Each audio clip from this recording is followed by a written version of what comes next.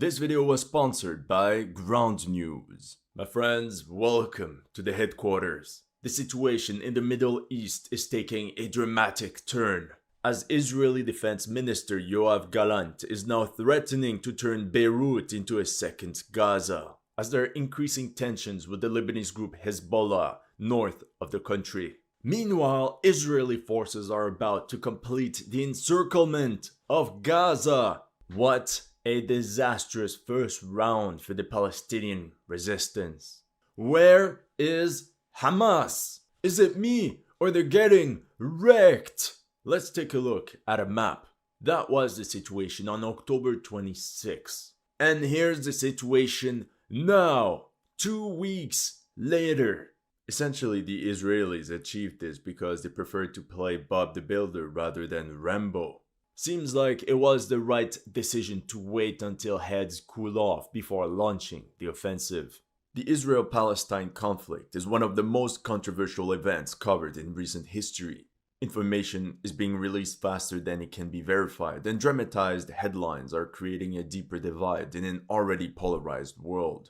And that's why I've been using this app and website by Ground News for my research. With Ground News, you can easily compare headlines from all around the world and see things mainstream media doesn't show. This story on Netanyahu saying Israel will take over Gaza recently caught my attention. Ground News shows that more than 200 articles were published on this in the last few days, and they even showed a breakdown of coverage according to political affiliation. I can quickly see how reliable these outlets are. Almost 60% of their sources are rated highly factual, telling me there is some sensationalized coverage. When I looked closer at the headlines, I could see this more clearly. The Jewish press, for example, says Israel to maintain security responsibility for Gaza, while CNN says White House warns Israel against reoccupying Gaza. It's really interesting to see local and international sources next to each other like this. Ground News also has a very neat timeline of events on the recent escalations. You will find it very interesting to see how each side of the political spectrum frames these ongoing events, and how that can easily shape our understanding of a situation. Go to ground.news/historylegends to stay fully informed. Subscribe through my link for as little as $1 a month, or get 40% off unlimited access this month only. Not only will you support my channel, but you will also support a small team looking to hold the media accountable. In the center, the IDF pushed 7 kilometers through this gap called Wadi Gaza, and they reached all the way up to the sea, where they had a massive barbecue. Ahi, where's the invite? During this operation, they recorded this footage. You can see Israeli infantrymen near this Ferris wheel, which was geolocated right here on the map. Must have been emotional, since this was a former Israeli settlement called Netzarim. Long story short, that's how battalions of the 7th and 401st Armored Brigades cut off the Gaza Strip in two. Now with all the HMS combatants under siege, but with this area under control, the Israelis will be able to drill and install seismic sensors to detect any tunnels linking Gaza to the rest of the Gaza Strip. This Israeli armored column was spotted on the Al-Rashid coastal highway, and here you can see its geolocation. Meanwhile, this Israeli tank you can see in this video was spotted near the Al-Shati camp. That's because the IDF group center also advanced another 4 kilometers along the coastal highway. Their goal is to link up ASAP with this other grouping approaching from the north, and that pushed 6.5 kilometers from the other side. On the same coastal highway, you can see an entire Israeli platoon as more and more armored vehicles pour into the city. It's probably one of such units that secure the HMS Parliamentary Building. Currently, the main objective of the IDF is to take the Shiva Hospital into a pincer, as this place is believed to be home of an HMS underground command center. At this point of the battle, the Israelis are trying to bypass the building, and heavy fighting can also be seen near the Al-Quds University. At this point, it's just a matter of time before Gaza falls.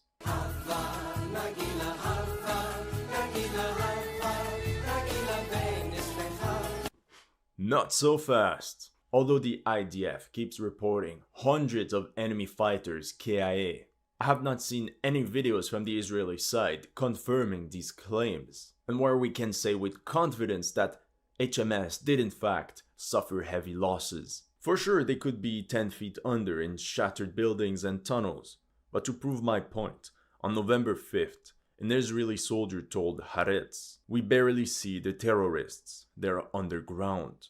Other Israeli soldiers were complaining that hidden mortars were targeting their command posts with extreme accuracy, and that they had to constantly switch positions. HMS also posted the first video evidence of the use of a professional ATGM, which will make further Israeli mechanized incursions much more costly. So at the moment, just like any guerrilla force, Palestinian fighters appear to be just giving up ground, while laying ambushes and retaining the bulk of their units intact. The IDF's push along the coastal highway showed the vulnerability of Israeli armored columns and the inexperience of their crews. HMS deployed small and mobile anti-tank teams which roamed around the exposed, defenseless tanks and infantry fighting vehicles.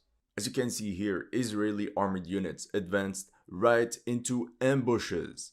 And if it wasn't for that very successful push in the center, the Israeli offensive would have been considered a fiasco. Because in some places, like in the town of Beit Hanun, HMS units actually stood their ground. Israeli troops could not break through, and now they painfully have to clear the area in a grinding battle and engage in house-to-house fighting, which naturally leads to more casualties. As of now, during the ground operations, the IDF lost 37 soldiers KIA and another 250 have been wounded. These numbers seem legit because a 7-to-1 ratio is pretty standard in counter-insurgency operations. However, most of these losses were recorded in the north of the Gaza Strip, along the coastal highway and in front of Beit Hanun. And according to various battlefield reports, most IDF losses were caused by explosives, namely RPGs and mortars. And strangely, very few were caused by IEDs. As the Israel Defense Force pushes deeper into Gaza, HMS could plan nasty ambushes. Remember that many of their troops still possess IDF uniforms. They could even use all the Israeli military vehicles they captured and turn them into vehicle-borne improvised explosive devices. These can be packed with explosives and then be hidden in some shops, storage areas, or garages. Then, as Israeli armored columns push through the dense and tight streets of Gaza proper, the Palestinians can then use their VBID to infiltrate an enemy convoy, or simply pass through some checkpoint and just have them detonated in the middle of a massive grouping of Israeli tanks. Like these 50 Israeli armored vehicles parked in this open space. And in the middle of this chaos, Palestinian assault groups could storm the Israeli positions. We can't deny that the IDF's flanking operations met with great success. And it's mainly due to Israel's Combat Engineering Corps and their very special doctrine called BBW, or Bomb, Bulldozer, and Wipe Out. Please don't Google this. As part of the first B, now as you've probably seen in the media, the Israeli aviation launched a brutal air campaign against Gaza, using massive payloads like these US-made 1-ton Mark 84 bombs, which can then be turned into Jewish JDAMs for more precision strikes. Those are used to flatten entire buildings, whose high lookout points could have been very useful for the defenders. According to the Times of Israel, 3,300 strikes were carried out by fighter jets, 860 by combat helicopters, and more than 570 by unmanned aerial vehicles. Meanwhile, although less publicized, Israeli 155mm self-propelled howitzers also heavily hammered insurgent positions. In this footage from the 29th of October, you can see how this building alone is surrounded by roughly 100 artillery craters. I imagine a lot of this shelling is done at night, probably to avoid people from recording videos. The follow-up stage consists of preparing the ground for armored formations. Israel has a very unique MRLS known as Carpet. It's like a mortar that can launch up to 20 thermobaric warheads at a super high angle at a range of 150 meters. Its objective is simple: clear a path by detonating any landmines or IEDs. As you can see on screen, there are at least 5 massive craters as a result of this carpet engineering vehicle. Then comes the second B of the doctrine. B for bulldozer. For example, on the first night of the offensive, bulldozers preceded the entire armored columns in order to open a safe path. I know. This would have not worked in Ukraine. There is a very specific reason as to why the Israeli thrust in the center and the penetration along the coastline have been so effective. Both of them took place in flat, open terrain, and both areas were largely covered by sand. If we go back to this picture, it's bulldozers that created this entire trail by simply turning the ground upside down. In this video, you can see 4 engineering vehicles, of which 3 are heavily armored IDF Caterpillar D9 bulldozers. In the next frame, they are seen steamrolling the sectors side by side. They are used to clear the ground of any explosives and remove any leftover IEDs and landmines. All this machinery allows the Israeli second wave, composed of armored units and infantry, to push forward at a fast pace in order to quickly secure the recently captured positions. And this is how this massive column of 100 infantrymen is advancing towards the front. As you can see, this is done at night, most likely to avoid enemy snipers and mortar fire. More importantly, the bulldozers also open a clear flattened path for supply trucks and various logistics vehicles to go back and forth between the front and the rear. The IDF currently has about 170 units of these D9 Caterpillar bulldozers. And let me tell you, they're very, very hard to destroy. That's why the Israeli command simply sent them forward as part of tightly packed armored columns with no infantry support. Well, to be honest, if they take fire, they simply returned fire from their machine guns and cannons from the direction of attack. And more often than not, they simply flatten the entire neighborhood. Here you can see the view from inside a Merkava 4 tank. You can barely see anything with this tunnel vision, and certainly not any approaching infantry. This reminds me of this claustrophobic Israeli war movie called Lebanon. Anyway, this allows the Palestinians to shoot RPGs virtually at point blank at motionless targets. Tactical genius. Once again, without any infantry support, which means they're either part of some tank recon unit or combat engineering elements. That explains why 50% of Israeli casualties have been among armored units and combat engineers. And according to HMS videos, we can confirm 40 tanks or infantry fighting vehicles as destroyed or damaged since October 27th. Israel does this because, like we've seen in the previous videos, the IDF is a pretty casualty-phobic army. It's pretty cynical, but they prefer to sacrifice a couple armored units than having to engage in multiple firefights involving infantry that could lead to hundreds of irrecoverable losses. At this point of the campaign, I can say that the Israeli battle plan is pretty logical. Push through Wadi Gaza in the center to cut off the logistics of the enemy, while flattening the coastal areas, as this will be the main logistics axis to supply IDF forces fighting inside the city. Still, because of all the tunnels that could be hidden, the Palestinian fighters could lay ambushes on these supply convoys and cause massive damage and casualties on troops, let's be honest, that are not really combat ready. Now comes the wipeout part of the doctrine. As you can see here, when I tell you everything is flattened, I mean it. Literally, all the buildings on the shore were demolished and then flattened, with all the ruins removed by the bulldozers.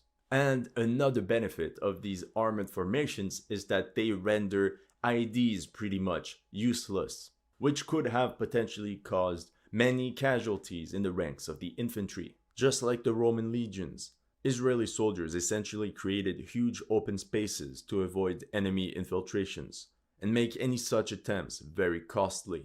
There's another huge benefit of using bulldozers. As they pass through, They fill up any tunnel openings with sand. It's very cheap, quick, and effective. However, more often than not, ground forces will call the Yahalom elite combat engineering units. Their job is to search and destroy for remaining tunnels that could be hidden on each side of this very important logistics axis. They won't risk going into these tunnels, but they will find a way to either seal them off or demolish the entry points. In this case, they actually went inside this HMS underground position, home of an artillery unit that could fire up to 60 rockets at once. Now, this BBW doctrine was largely successful on the outskirts of Gaza, as long as IDF armored columns were advancing in open terrain or lightly urbanized sectors.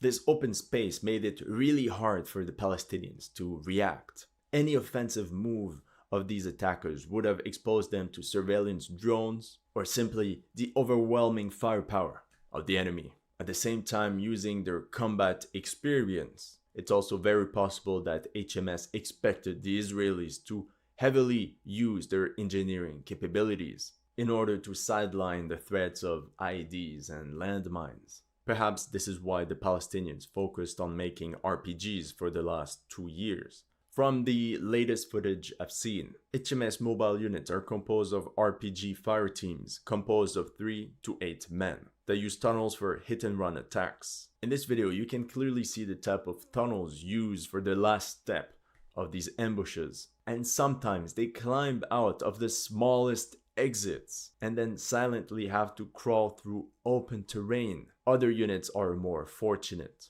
like these 5 men, each holding RPGs equipped with these Al Yassin rockets, using the cover of these bushes and all the trees. When they're close enough to the armored vehicles, they all fire at the same time at a range of 50 to 100 meters, if not closer. I repeat, all these raids are only possible because Israeli armored columns are not supported by infantry. We even have this crazy video of this Palestinian fighter running out of cover towards 4 Merkava tanks and calmly putting down an RPG rocket before running back and firing another RPG round straight at it. Now let's take a look at the fighting in the town of Beit Hanun. This sector was controlled by the Golani Brigade, the 551st and 35th Paratrooper Brigades, as well as tank support of the 53rd Armored Battalion. It seems this axis was more difficult than expected, because this is the sector where the IDF has achieved the least progress.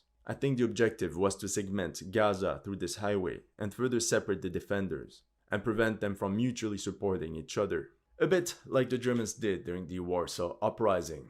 It's noteworthy to mention that the Palestinians hold the Beit Lahia Heights, overlooking the town of Beit Hanun. This hill is said to be full of underground tunnels and passages. From where HMS can fire its many camouflaged mortars, but from where they can also rapidly deploy their anti-tank systems, have them fire and quickly redeploy. The main reason behind the IDF's slow progress in Beit Hanun is the dense urban layout of the town, which could foreshadow what Israeli troops will face in Gaza proper. The tight streets make it very hard for the IDF to make full use of their firepower. Palestinian fighters use tunnels and these little holes to move from one combat position to another without being detected by surveillance drones.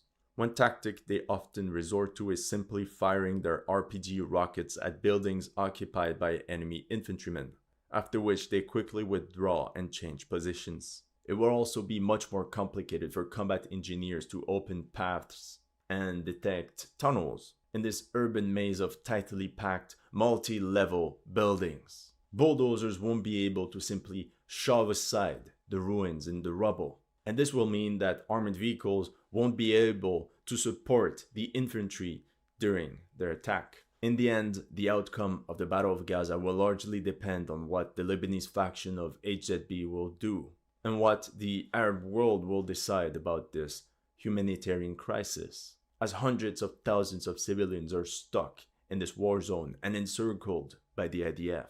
That's all I have for you today. Let me know in the comment section what you thought of my analysis. If you're new to the channel, make sure to like and subscribe. And if you want to support my work, make sure to check out my Patreon or PayPal. The links or in the description below.